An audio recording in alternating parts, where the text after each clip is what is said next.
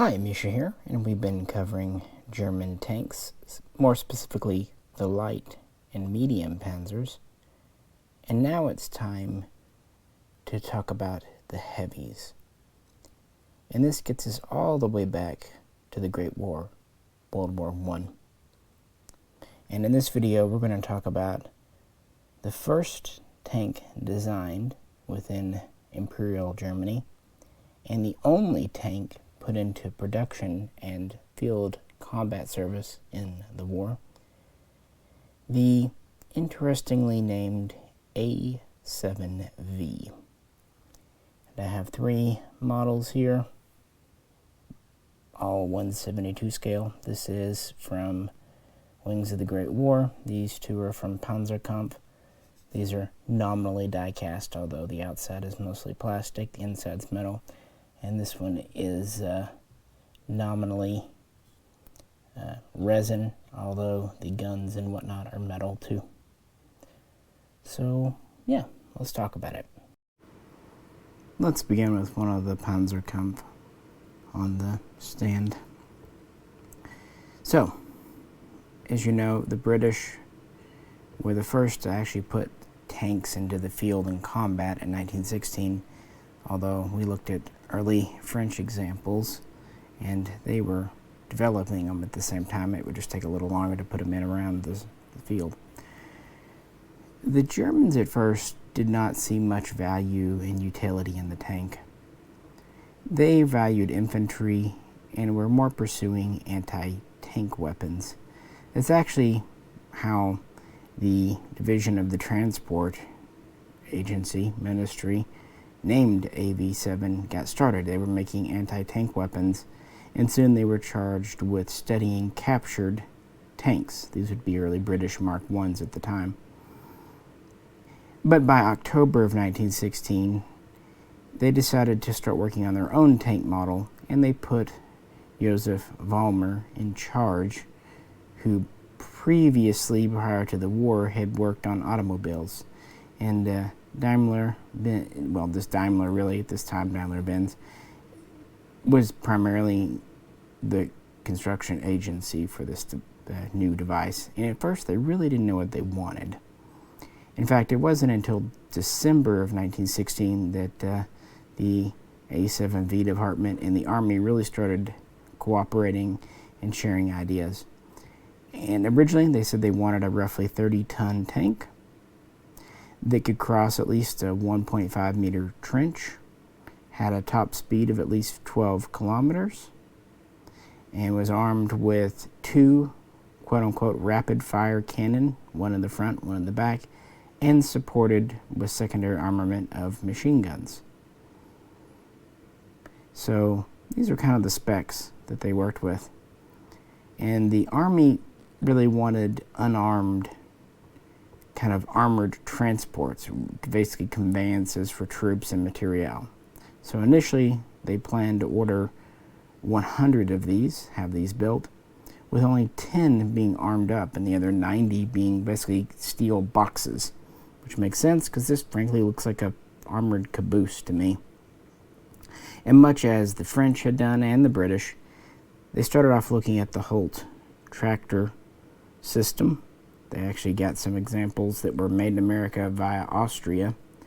And so the track system is very similar to that found on a lot of other World War I era tanks. And notice it does overhang. The first prototype was completed in April of 1917 and was very quickly put into testing. And there would be a wooden mock-up also made to show off. And from that point, the biggest change made, they decided to delete the rear cannon and replace it with two more machine guns. With that change made, the first pre-production model was ready in September, and the first production model rolled off the Daimler assembly line in October of 1917. So what about the specifications? And for that, here's the other Panzerkampf that's in a different camo scheme. Now, these would essentially be hand-built, hand-assembled, so each one is a little different. And they were of high quality, especially considering they were really finished out in 1918 at the end of the war. That also means parts were less than interchangeable. But they actually met their design specifications. This was 31.5 tons, give or take, loaded up. Very large for that day and time. 24 feet long, just over 10 feet wide, and nearly 11 feet tall. It was actually able to reach a top speed despite its size and weight of 15 kilometers on road, but this would quickly drop to 6, even 5 kilometers off road because of its rather awkward construction. It had 30 millimeters of front armor, 20 millimeters of side armor, and 10 millimeters top armor, which for World War I would seem very impressive, except it was not made from hardened plate, so it was relatively soft or mild steel, meaning that in reality it only gave protection against small arms and fragments and that kind of thing. It was powered by 2 Daimler-Benz engines, and the cost for its relatively high speed was it was a gas guzzler. It could only go sometimes off-country, off-road and tough terrain, only about 30 kilometers on existing 500-liter of fuel. That could be extended out to 50 or 60 on road, but that's ideal conditions. To get any more than that. So yeah, it was a gas guzzler. What about its armament? Well, in the front, we have one 5.7 centimeter main gun cannon. Interestingly, while some of these were of German manufacture, some were actually captured British or even Russian copies in the same caliber. Since these were essentially hand-built, they could pretty much fit whatever gun they had in there, so you will see some variations in the front armament. In fact, at least one of these was built with machine guns in the front even. As standard, there are 6 MG08 machine guns, 2 in the back and 2 on each side, so pretty good coverage. And it's a pretty good machine gun. These are fed by 250 round belts. So the armament's actually pretty good for this day and time. They would typically carry about 180 rounds for the main gun, although in combat they would carry 300, sometimes even 350 shells. Roughly half would be canister, and of the remaining half you'd have a mix of armor-piercing and high explosive. As for the machine guns, we have 6 of them. It would carry up to 36,000 7.92 8mm rounds.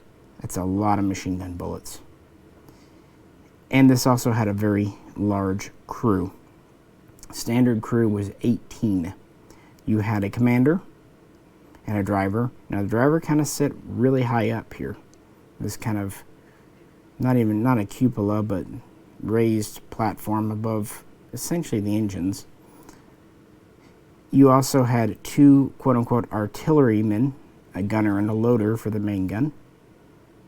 And then you had 12 gunners and 6 gunners, 6 loaders. You had 12 infantry servicing the 6 machine guns, 2 per gun. And the remaining 2 crew were mechanics.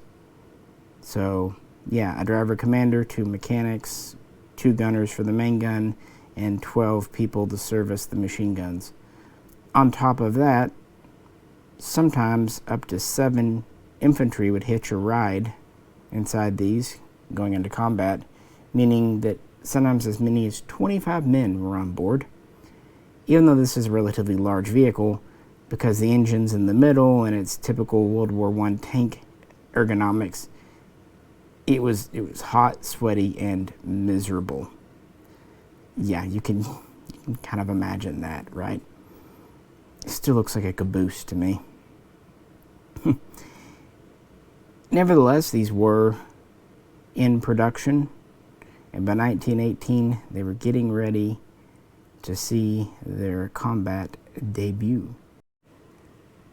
Let's put the Wings of the Great War on the stand now. In German service, this was known as the Sturmpanzerwagen, essentially assault, storm, wagon, vehicle, assault vehicle, tank, if you will. Although we mostly know it today as the A7V because of its design bureau. The first units, the first assault units, Sturm units, were set up at the end of 1917, and the earliest models were given to them for training, practice, and develop techniques. And by 1918, they had enough available that they wanted to use them in the spring offensive. It would first see combat March 21st, when 5 would be deployed, essentially one unit, one division. And while a couple would break down, the remainder would actually help repulse a little breakthrough on the lines by the British. So the first combat debut was mixed mechanically, not showing so great, but they did, not fail. So not a bad introduction, and they would continue to be deployed in April during various combat with the British and French. And by this time they had 3 divisions, each with 5 on the front, so 15 total. And while they would still have some mechanical breakdowns, they would do much better. So actually the mechanical bugs were worked out pretty early, not too bad. However, what they soon discovered, because of this overhang system and the fact they're using the Holt track system, this had a tendency to bury its nose in the mud, just like the French tanks. And because of how tall it was and relatively heavy, in certain inclines and certain terrain, it could tip on its side, even nearly flip over. So it wasn't the most stable vehicle. And probably its high water mark and low water mark, as it happened, came on April 24th when we had the first tank-on-tank battle. 3 British Mark IVs engaged 3 A7Vs. However, 2 of the 3 British tanks were so-called females, so machine gun only. Only 1 had the 6-pounder guns, but it would take on the A7Vs and actually end up penetrating 1, knocking it out. Another one, then the remaining 2 would retreat. Of those, one would break down, and only 1 would make it back to German lines. Previous to this, 3 had already been lost in fighting, and at least a couple had been captured by the Allies during April. And for various reasons, the Germans considered this a failure by the end of April 1918, so that initial order of 100 was canceled. At this point, they had built 20 with the main armament. Nevertheless, they did continue to use these. They would actually go up against the French in May of 1918 and would do surprisingly well. And then when the last major German offensive began in July of 1918, they would have 8 of the A7Vs available. But by this point, it was clearly not the direction they wanted to go. These were expensive to make and maintain. They required a lot of crew. The Germans had a better idea. This tank here, by mid-1918, the Germans had captured a number of British Mark IVs. At one point, they had as many as 50. And by July, when they deployed 8 of the A7Vs, they actually deployed 20 captured Mark IVs. So this was the de facto standard. And they would remark them. Here, this model is from Wings of the Great War. It's a recent release they did of a British tank and German markings. Kind of neat. They would even fit some of the British tanks with their own guns, replacing the 6-pounders. So it would be the de facto standard throughout the rest of the war, although they would continue to deploy the existing A7Vs when they could. And they were working on its replacement, sometimes called the A7U, but it never really made it much past the drawing board. I'm not even sure if complete prototypes were finished. So it would be used in several small engagements. Its last recorded combat came in October, I think it was October 11 of 1918, but it was a pretty inconsequential thing. Even though the tank had a lot of issues, actually not many of them ended up being knocked out, at least permanently. So it did seem to be pretty durable. And while it wasn't mechanically perfect, it was better than it probably should have been, considering 2 engines. No, its major shortcomings had more to do with its overall design and the fact that it was just so fuel inefficient, and it was not efficient for mass production. So it was just really a footnote in the beginning of German Panzer design. Already considered a failure, and then of course the Treaty of Versailles.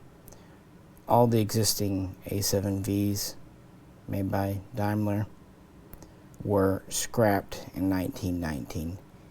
The only original one surviving in the world today was actually one of the ones captured in 1918 in April by the Australians, and so it resides in Australia today. It was actually restored for the centenary of the Great War and used in several displays, and there are a few authentic mock-ups available as well. But that's it, only with 20 made, and of those, nearly half lost in combat. Yeah, it was a dead end in a lot of ways. But then again, a lot of World War I tank designs weren't going anywhere, frankly. And this was a massive tank and the amount of resources in it. One question I have for you, looking at these models, this one has a longer front gun, 5.7 millimeter, than the Panzerkampf. Which looks more accurate to you? And like I said, since different types of guns were used, German-made, British-made, Russian-made, it could be that both are correct and it's just different make of gun, longer, shorter barrel. But everything else on the models kind of corresponds just right.